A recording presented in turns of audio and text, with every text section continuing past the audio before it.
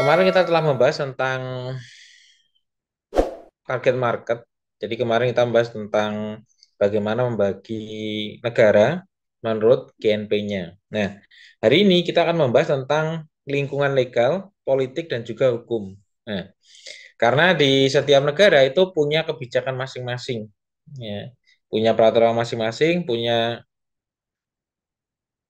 ketentuan yang mungkin bisa kita pelajari, ya, yang bisa kita pelajari untuk menghindari adanya hukuman dari keputusan legal di luar negeri. Ya. Nah, lingkungan politik di dalam proses pemasaran global dipengaruhi oleh institusi pemerintah, partai-partai politik dan juga organisasi-organisasi. Ya. Jadi kenapa kok yang terjadi di Indonesia itu kan kemarin ada beberapa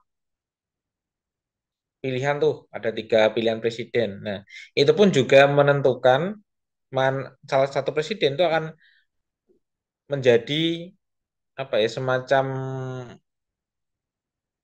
keputusan ya, dari negara-negara luar. Oh, ketika nanti yang terpilih si A, si B, si C, maka negara tersebut mau invest atau tidak. Nah, seperti itu.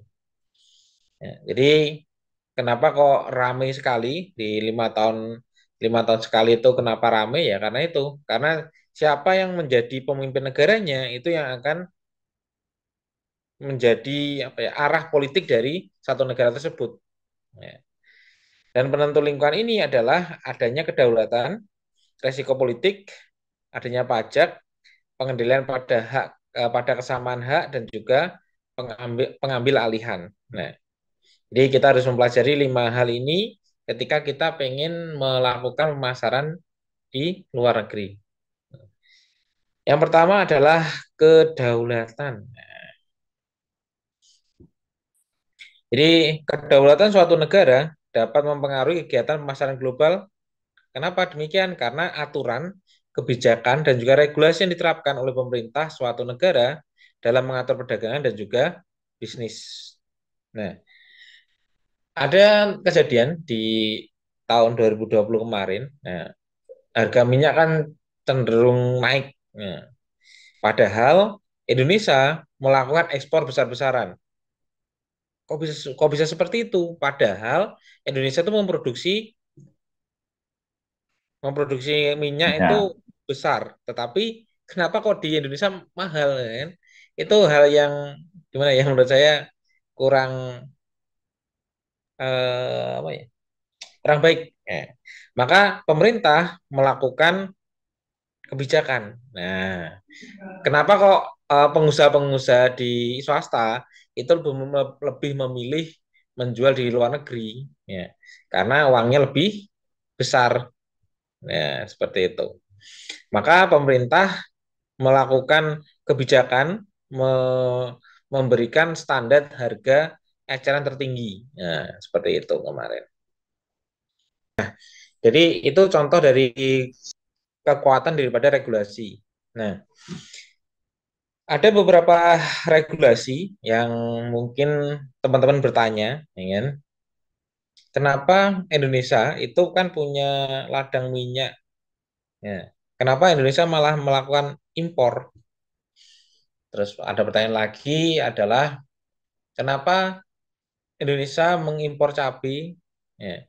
Kenapa Indonesia mengimpor beras? Padahal produksi beras itu begitu besar. Nah, jadi di lingkungan politik atau kedaulatan atau kebijakan itu tidak serta-merta bisa kita logika.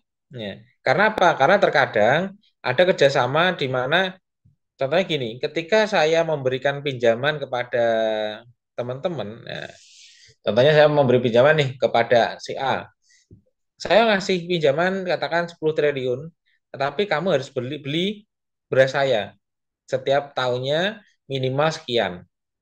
Nah, jadi ada kerjasama-kerjasama politik seperti itu yang mendasari kenapa Indonesia harus melakukan itu impor.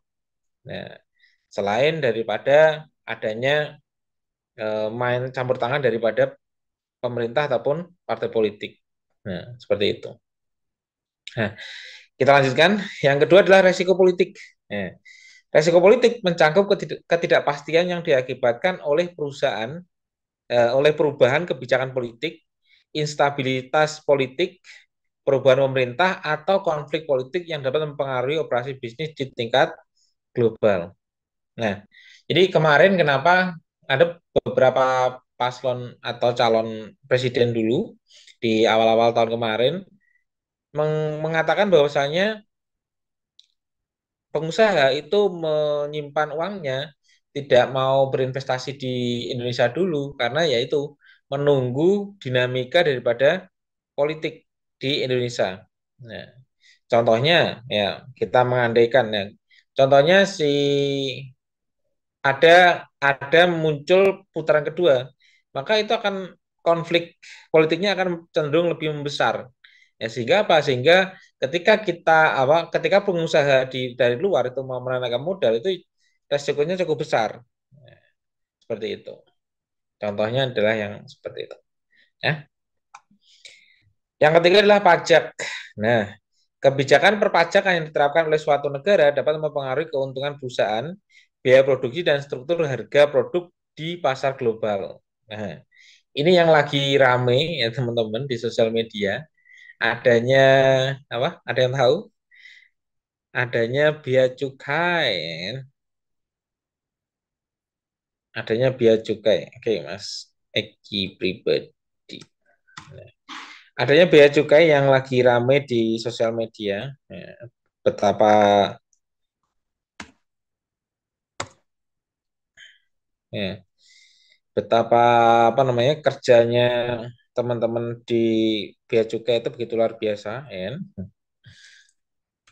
Jadi itu juga membuat orang itu mau membawa barang dari luar itu juga akhirnya mikir.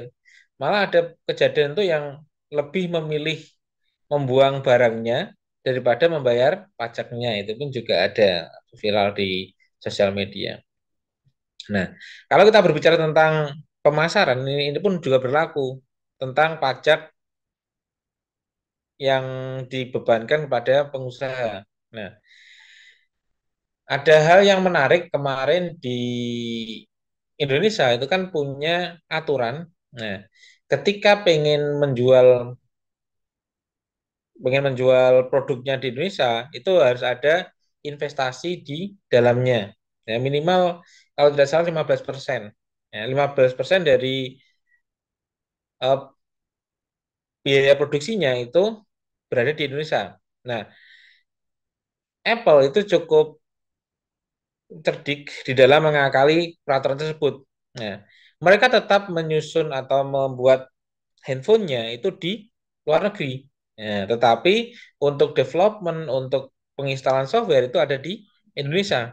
Nah, dan itu pun merupakan 15% dari biaya produksinya. Nah, seperti itu.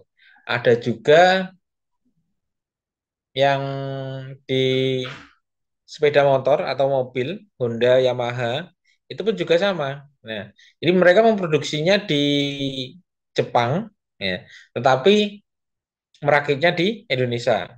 Nah, itu pun juga untuk menghindari pajak yang begitu besar.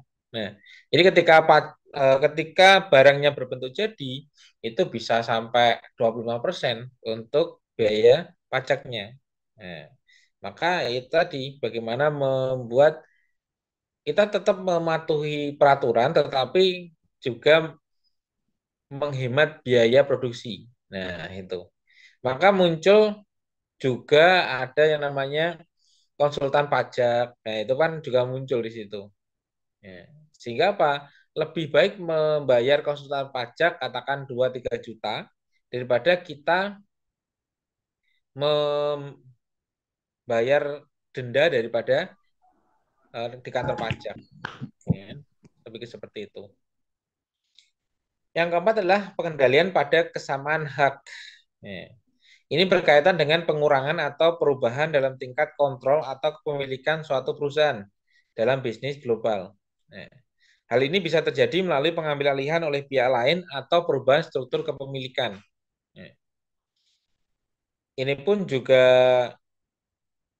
terjadi. Nah, ini berhubungan dengan yang kelima ini, yaitu adalah pengambil alihan.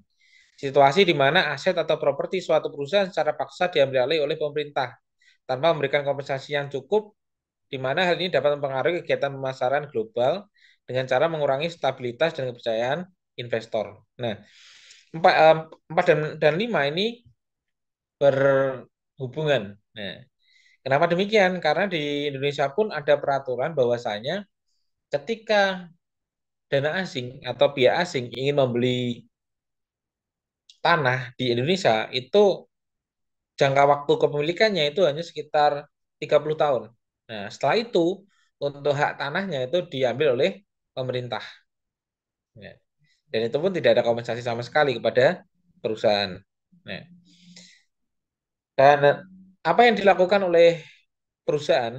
Nah, salah satu hal yang dilakukan itu adalah kepemilikan tetap di orang Indonesia, tetapi untuk hak atas usahanya itu bisa dibeli oleh dari pihak asing. Itu pun juga ada yang seperti itu. Jadi jual beli perusahaan itu kan sudah biasa dilakukan. Nah,